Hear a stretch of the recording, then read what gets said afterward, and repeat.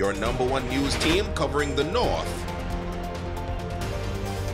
The Bahamas Tonight, Northern Edition. Welcome back. Well, as the countdown has officially begun to Election Day on September 16th, the two major political parties have already been hitting the campaign trail to share their respective messages with residents. In this report, chairmen for both the Free National Movement and Progressive Liberal Party shared their plans for this campaign season. There are just over 3 weeks until registered voters head to the polls to cast their vote in the general election. Across the country, political paraphernalia have been erected and handed out door to door bearing the slogans of the respective parties. But what exactly do these catchy phrases stand for? Chairman of the Free National Movement's Grand Bahama Council, David Thompson, gives some insight into the party's "It's About Your Future" slogan.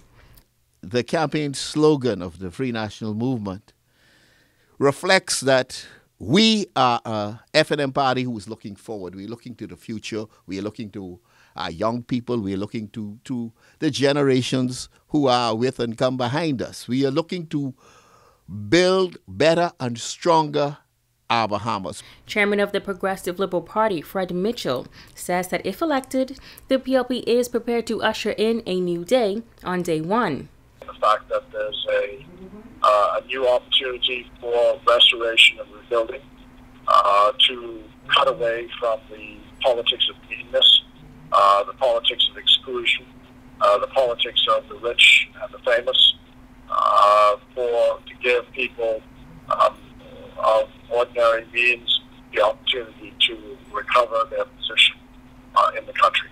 Both parties will be presenting candidates for all 5 constituencies on the island. Thompson shares what voters can expect from the FNM's slate of candidates. They are doing the canvassing, the door-to-door housing campaign that is necessary, and they are trying as best as they can to meet with every voter and discuss their concerns as we try to get every voter of the FNM or who supports the FNM party to go to the polls on the 16th of September. And for the PLP party, Mitchell says that residents can expect a well-put-together team of candidates ready to serve. You can expect moderate, reasonable, disciplined, directed candidates who are focused on uplifting and restoring the people of Grand Bahama and the governance of Grand Bahama that it deserves as the city which makes the second highest contribution, an island which makes the second highest contribution to our country's economy. As the campaign heats up in a COVID-19 environment, many residents have been wondering what the traditional campaign season would look like as it relates to rallies. While both Thompson and Mitchell explain their plans. We intend to have 3 rallies, and they are all drive-up rallies because of protocol. And we'll be on Logwood Road, right in front of the Sawyer's new hardware, which was built. That's a very large, that's probably the largest parking area we could find. And as of this Friday from 6 p.m. to 8 p.m., we will be having our rally at that site. We have looked at the regulations, and we plan, insofar as we can, drive up rallies and virtual rallies, copying or borrowing from the experience of Bermuda and in the United States. So it's possible to do it, and we hope to utilize that. But our teams are...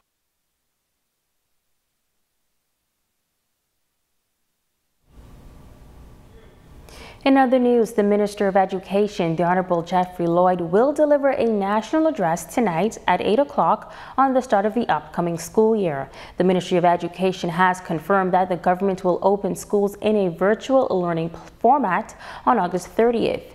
While the preferred mode of instructional delivery continues to be face-to-face, a statement released by the ministry says it remains guided by the mantra of safety first, education always.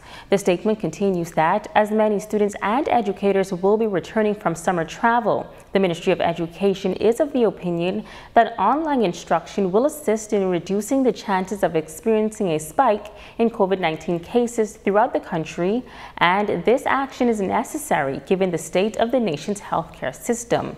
The decision will be reviewed in a few weeks. The Ministry of Education urging all private schools to adopt a similar position by engaging their students using the virtual platform, but to those independent schools that wish to proceed with some face-to-face instructional activities must seek approval from the Ministry of Education. Now, once again, the Minister of Education, the Honorable Jeffrey Lloyd, is expected to give a national address this evening at 8 o'clock. As the government continues to encourage persons to get vaccinated to combat the deadly COVID-19 virus, an appeal is also going out to parents who have children 12 and over to take the jab. Tonight in our Holistic Health segment, our Jamila Mizik talks to a local primary care physician about whether or not kids should take the COVID vaccine.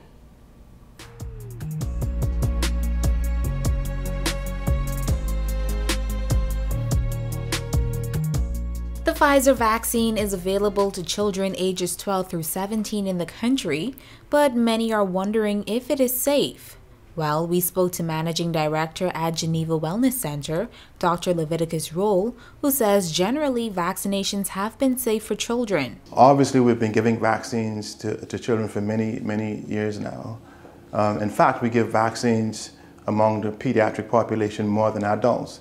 I mean, if you think about it, the measles, mumps, rubella, polio vaccines, those are actually given to the neonates and to the pediatric population. And so vaccines generally have always been safe for children. Dr. Roll says kids are becoming infected with the virus now more than ever. But they're affected in different ways, and they're not getting as symptomatic, which is a good thing. The bad thing, of course, is that they are asymptomatic spreaders, or they may be the asymptomatic spreaders. But regarding whether these kids should be vaccinated, that remains to be seen. We just haven't had enough studies done yet. And I think mostly we'll probably be following the cues of other jurisdictions, Europe and the US, to see if these vaccines are safe in children. And if they are, I would certainly encourage it to be given here in the Bahamas. And to parents who are unsure whether or not they should vaccinate their children, he says to be guided by the science. As healthcare providers, we are governed by science. We practice what is called evidence-based medicine.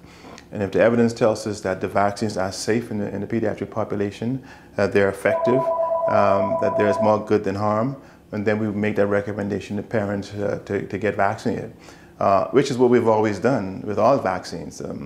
And so I would say be guided by the science and try to ignore all the noises out there. And he says vaccinations have been proven to save lives. We've been able to curtail the spread of many illnesses, some of them even completely eradicated with the use of vaccine. And for those who are skeptical about this being mandated, we've been mandating vaccines since I was a boy. Measles, mumps, rubella, polio, and others. And they've been proven to be safe, effective, and efficient, and that's why we use them. And so I understand the concern. I understand that persons are concerned that this is a speedy vaccine, that we haven't given enough time. But remember, this is emergency use authorization, which means that there are some conditions existing that makes it necessary to give this vaccine. If not, we'll be losing lives, and I believe the numbers sort of tells us that. So yeah, absolutely. I think we're guided by the science, but regarding vaccines in children, they've always been safe. They've always been efficient, and so I do recommend those, yes. Until next time on Holistic Health, I'm Jamila Mizik. And now it's time for a check on sports with our Rumiko Knowles.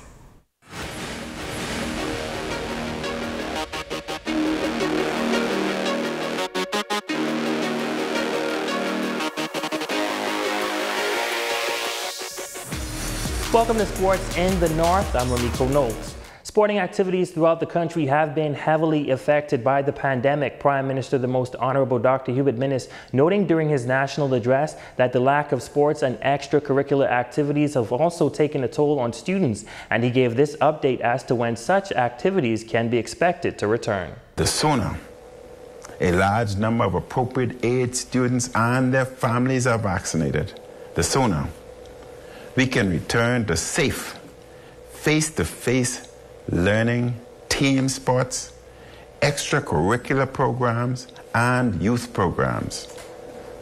It is vital that we protect child, youth, and family health.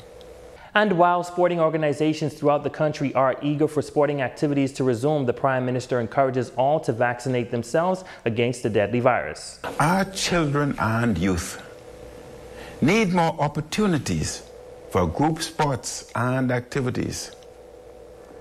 Moreover, by getting our children and grandchildren back to school, we can free up parents to get back to work as the economy improves and bounces back. Switching gears now, congratulatory remarks continue to pour in for the Bahamas Olympic gold medalists Shawnee Miller-Uibo and Stephen Gardner. District Superintendent of Education Ivan Butler says those in the education sector are proud of the accomplishment. We in the Grand Bahama and Bimini and Keys District join in celebrating with our Olympic athletes to win an Olympic medal, specifically a gold medal, puts you in a category of very few individuals in the world, and that demands some kind of recognition at a national level. While the NFL preseason is underway, Colts rookie Michael Strawn nabbing 2 catches in the Indianapolis Colts 12-10 victory over the Minnesota Vikings this past Saturday. Strawn had 2 receptions on 4 targets for 12 yards. The 24-year-old Grand Bahamian wide receiver is battling Desmond Patton and Ashton Doolin for perhaps the final roster spot at wide receiver. Both Strawn and Patton are seen as having strong training camps and have had strong preseason games. In preseason action, the Colts are 2-0 for the first time since 1994. Strawn and team will travel to Detroit to face the Lions for their preseason finale. The game time is set for 7 p.m. Friday, August 27. Now, NFL teams have until August 31st to submit their 53-man roster. Strawn was the 7th round pick in this year's NFL draft, taken number 229 overall. And that is your check on sports. Thank you so much for tuning in. I'm Ramiko Knowles. Until next time, make it a great one.